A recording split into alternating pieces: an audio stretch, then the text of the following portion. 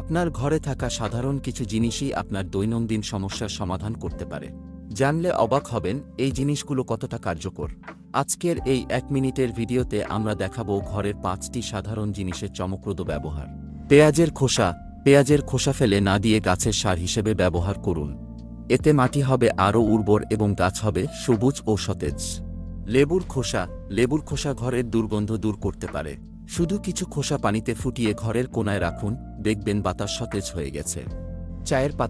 ব্যবহৃত চায়ের পাতা ফেলে না দিয়ে তৈরি করুন প্রাকৃতিক ফেস প্যাক। এটি ত্বক উজ্জ্বল করে এবং ক্লান্তি দূর করে।